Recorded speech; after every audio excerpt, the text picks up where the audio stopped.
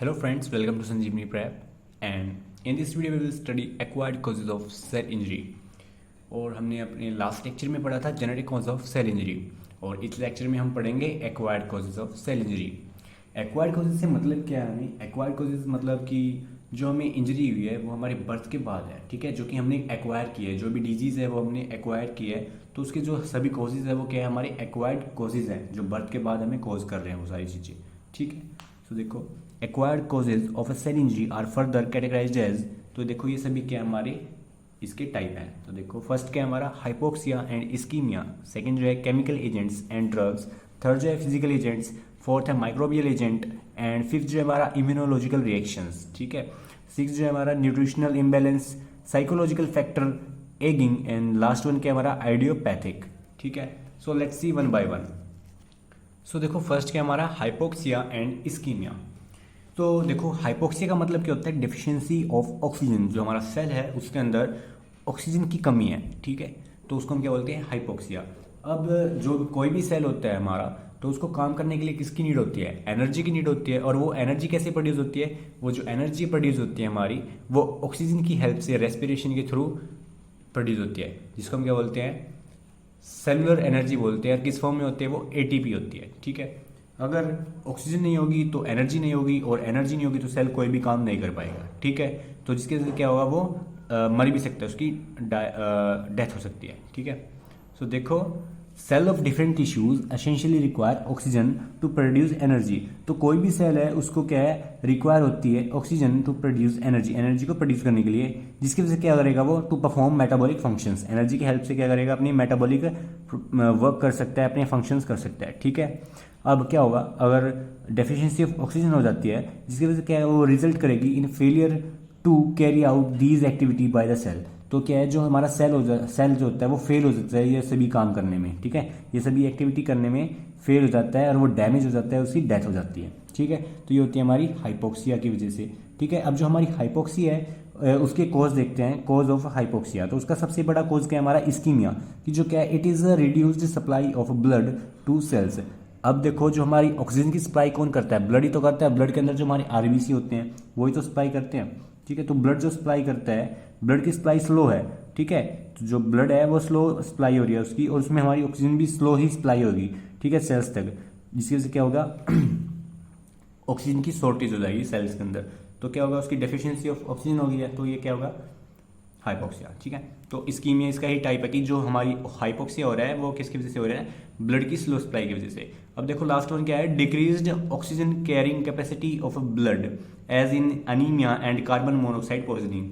इसका मतलब देखो इसने क्या बोल रहा है कि जो ब्लड है ना, अब ब्लड की कुछ कैपेसिटी नहीं है इतनी ऑक्सीजन लेके जाने की, ठीक है। जब यहाँ पे तो क्या है? ब्लड हमारा क्या था कि उसकी सप्लाई कम थी, बट यहाँ पे क्या है? अब जो ब्लड है उसकी कैपेसिटी कम है, उसके ऑक्सीजन लेके जाने की कैपेसिटी कम है।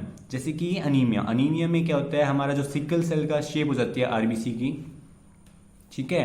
तो जो हमारा आरबीसी होता है उसकी शेप कैसी हो जाती है? सिकल जैसी हो जाती है, और जिसकी वजह से उसके अंदर क्या है? हीमोग्लोबिन का कंटेंट कम हो जाता है, और हीमोग्लोबिन ही एक हमारी ऑक्सीजन को बाइंड करने का प्लेस है, ठीक है, जिसमें हमारी ऑक्सीजन बाइंड हो जाती है और सेल्स तक जाती है। अब हीमोग्लोबिन ही कम है तो क्या होगा? ऑक्सीजन भी कम ही लेके जा सकेंगे, जिसकी वजह से क्या है? डेफिशिएंसी ऑफ ऑक्सीजन हो गई है, ठीक है। और दूसरा क्या है हमारा? कार्बन मोनोऑक्साइड पॉइजनिंग, ठीक है, तो इसकी वजह से भी हमारी कम हो जाती है। अब नेक्स्ट देखते हैं हम। सो देखो सेकंड क्या है हमारा? केमिकल एजेंट्स एंड ड्रग्स, ठीक है। List of chemicals that may produce cell injury, तो वो केमिकल्स जो हमारी सेल इंजरी को प्रोड्यूस करते हैं, ठीक है। देखो फर्स्ट जो हमारा स्ट्रॉन्ग एसिड एंड बेस, कि जो हमारे एसिड है, अब कोई सेल है, ठीक है, तो ये हमारा एक सेल हो गया। अब इस सेल के अंदर जो पीएच है, ठीक है, ये पीएच है, या तो ये क्या हो जाए? इंक्रीज हो जाए, या फिर क्या हो जाए? डिक्रीज हो जाए, ठीक है। इंक्रीज मतलब कि 14 के पास चली जाए, या फिर डिक्रीज 1 के पास चली जाए, तो मतलब क्या होगा? ये ज़्यादा एसिडिक हो जाएगा, ये ज़्यादा बेसिक हो जाएगा, और सेल क्या हो जाएगा? डैमेज हो जाएगा, इंजर्ड हो जाएगा, जिसकी वजह से उसकी डेथ भी हो सकती है, ठीक है। अब नेक्स्ट क्या हमारा? Chemical poisoning. अब कुछ पॉइजन्स होते हैं जो सेल को डैमेज कर देते हैं, कौन से? साइनाइड का पॉइजन, ठीक है, और फिर मरकरी जो है वो भी उसको डैमेज कर सकती है। अब थर्ड क्या है हमारा, ऑक्सीजन एट हाई कंसंट्रेशन। देखो जो हमारी ऑक्सीजन होती है उसको बहुत प्योर लेते हैं हम, उसको हाई कंसंट्रेशन हो जाती है उसकी, तो वो हमारी सेल को डैमेज कर सकती है, ठीक है, वो हमारे लिए हार्मफुल हो सकती है प्योर ऑक्सीजन, जैसे कि हमारी प्योर अल्कोहल होती है, ठीक है। तो इसी तरह हमारी ऑक्सीजन भी हमें हार्म कर सकती है। उसके बाद देखो इंसेक्टिसाइड्स एंड पेस्टिसाइड्स, ये मतलब कि जो हम इंसेक्ट्स को मारने के लिए या फिर पेस्ट को मारने के लिए यूज़ करते हैं वो केमिकल्स, वो हमें भी डैमेज कर सकते हैं, हमारी सेल्स को भी डैमेज कर सकते हैं, जिससे कि हमारी भी डेथ हो सकती है, ठीक है। अब नेक्स्ट देखो ये क्या है, अल्कोहल एंड नारकोटिक ड्रग्स, ठीक है, जो क्या है एक नशीले ड्रग्स होते हैं वो भी, और हाइपरटोनिक ग्लूकोज एंड साल्ट, तो ग्लूकोज और साल्ट की भी जो क्या है कंसंट्रेशन बहुत ज़्यादा हो वो भी हार्म कर सकते हैं। नेक्स्ट देखते हैं, नेक्स्ट जो हमारा वो क्या है, फिजिकल एजेंट्स। फिजिकल एजेंट्स मतलब कि जो हमारे सेल्स को फिजिकली इंजर्ड कर सकते हैं, ठीक है, डैमेज कर सकते हैं। तो देखो मैकेनिकल ट्रॉमा, मैकेनिकल ट्रॉमा मतलब देखो एग्जांपल रोड एक्सीडेंट्स में, ठीक है, इंजर्ड हो जाते हैं। थर्मल ट्रॉमा, अब जैसे हीट या फिर कोल्ड हीट में हमारा हाथ जल जाता है तो वो भी डैमेज हो जाता है, इंजर्ड हो जाते हैं सेल्स। उसके बाद रेडिएशंस हमारे को क्या कर सकती हैं, डैमेज कर सकती हैं सेल्स को। और इलेक्ट्रिसिटी डैमेज कर सकती है, rapid change in atmospheric conditions, ठीक है, तो ये सारी चीज़ें हमारे को डैमेज कर सकती हैं। नेक्स्ट देखते हैं, सो नेक्स्ट वन हमारा क्या है, माइक्रोबियल एजेंट्स, जो हमारे माइक्रोब्स होते हैं वो हमारी सेल इंजरी को कॉज कर रहे हैं। सो देखो injuries by microbes including infections caused by bacteria, viruses, rickettsia and protozoa and metazoa, ठीक है। तो ये सभी क्या करते हैं, हमारी माइक्रोब्स, ये सभी माइक्रोब्स हमारी इंजरी कराते हैं सेल की, इन्फेक्शन करके, ठीक है, हमारी बॉडी पे अटैक करके, ठीक है। नेक्स्ट देखते हैं अभी। सो देखो जो नेक्स्ट है हमारा वो क्या है, इम्यूनोलॉजिकल रिएक्शंस। जो हमारा इम्यूनो सिस्टम होता है वो हमारे डिफेंस की मैकेनिज्म में जो भी रिएक्शंस शो करते हैं, तो वो रिएक्शंस कुछ ऐसे केमिकल्स को रिलीज करते हैं जो हमारी बॉडी की सेल्स को ही हार्म कर देती हैं, ठीक है। तो देखो immuno system works in the defence against infectious pathogens. जो हमारा इम्यूनो सिस्टम होता है वो हमारे डिफेंस में वर्क करता है अगेंस्ट इन्फेक्शियस पैथोजेंस, जो पैथोजेंस होते हैं हमें डिजीज कोजिंग एजेंट्स होते हैं उनसे बचाने के लिए एक्ट करता है हमारा immuno system. Hence immuno reactions may also cause cell injury like hypersensitivity reactions, anaphylactic reactions। तो ये जो हमारी ये रिएक्शंस है, ये कौन सी रिएक्शंस है, हमारी एलर्जिक रिएक्शंस है, ठीक है, बहुत सीवियर हो सकती है, हमारी डेथ को भी कॉज कर सकते हैं ये, ठीक है। बट जो ये क्या होती है, जब हमारे एलर्जी कुछ भी सब्सटेंस आ जाती है तो उनसे रिएक्ट करके कुछ ऐसे केमिकल्स को रिलीज करते हैं जो हमारी बॉडी को ही हार्म कर देते हैं, ठीक है। ये तो हमारी क्या है, एलर्जिक रिएक्शंस है ये हमारी, ठीक है, क्या है हमारी एलर्जिक रिएक्शंस हैं। और थर्ड वन देखो हमारा जो है ऑटो इम्यूनो डिजीज, ये क्या होती है, जो हमारी बॉडी के सेल्स होते हैं वो खुद की बॉडी को सेल्स को आइडेंटिफाई नहीं कर पाते हैं और उनको ही किल करना स्टार्ट कर देते हैं, ये होती है हमारी ऑटो इम्यूनो डिजीज, ओके। अब नेक्स्ट देखते हैं। सो देखो सिक्स्थ जो हमारा वो क्या है, न्यूट्रिशनल इम्बैलेंस। न्यूट्रिशन की जो इम्बैलेंस की वजह से हमें डिजीज इंजरी होती है, ठीक है। देखो अ डेफिशिएंसी और एन एक्सेस ऑफ न्यूट्रिएंट्स में रिजल्ट इन न्यूट्रिशनल इम्बैलेंस। जो हमारा न्यूट्रिशन होता है वो अपनी नॉर्मल अमाउंट से अलग होके क्या होता है कि या तो उसकी डेफिशिएंसी हो जाती है, नॉर्मल वैल्यू से कम होता है या फिर नॉर्मल वैल्यू से ज़्यादा होता है न्यूट्रिएंट, ठीक है, न्यूट्रिशन।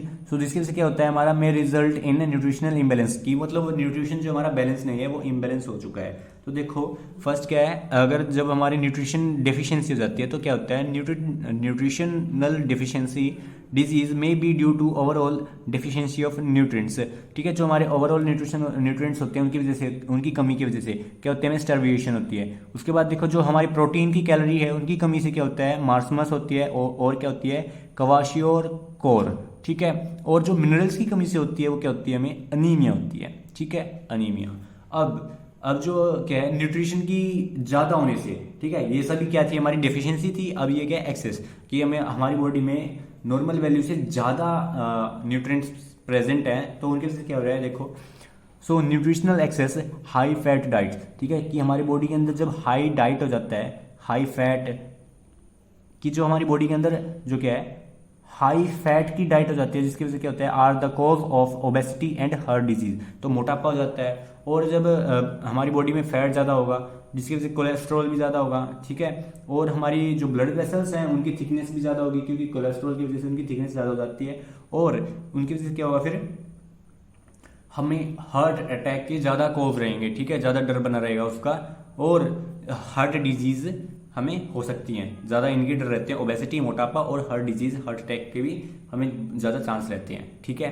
न्यूट्रिशनल इम्बेलेंस में देखो ये हो गया। अब नेक्स्ट देखते हैं। तो देखो अब जो क्या हमारा 7th है वो क्या है, फिजियोलॉजिकल।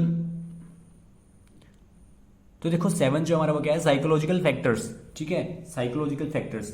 तो देखो there is a no specific biochemicals और morphological changes in common acquired mental disease की, जो हमारा मेंटल हेल्थ है उसमें कोई भी बायोकेमिकल या फिर मॉर्फोलॉजिकल चेंजेस नहीं है, ठीक है, किसी भी केमिकल्स की कमी है, ज़्यादा नहीं है, मॉर्फोलॉजिकल कोई चेंज नहीं है, मतलब कि कोई हार्म नहीं है, बट क्या है, ड्यू टू मेंटल स्ट्रेस, की जो हमारा स्ट्रेस की वजह से, एंजाइटी की वजह से, ओवरवर्क, ठीक है, ओवरलोड की वजह से, या फिर फ्रस्ट्रेशन की वजह से, जो हम क्या है ज़्यादा स्ट्रेस हो जाते हैं, डिप्रेस हो जाते हैं, तो वो हमें क्या करो, ये सभी उनकी वजह से हम क्या करते हैं, ड्रग एडिक्शन हो जाती है हमें, ठीक है, अल्कोहलिज्म, स्मोकिंग, ठीक है, ड्रग एडिक्शन। तो फिर जिसकी वजह से क्या होता है, जब हम इन चीज़ों का क्या करते हैं, एडमिनिस्टर करते हैं अपनी बॉडी के अंदर, तो ये क्या करती है, हार्मफुल इफेक्ट्स देती हैं, जिनकी वजह से इंजरी हो जाती है। तो देखो पेप्टिक अल्सर हो जाती है, ये चीज़ें हमारी क्या रिजल्ट करती हैं, तो देखो पेप्टिक अल्सर हो जाती है।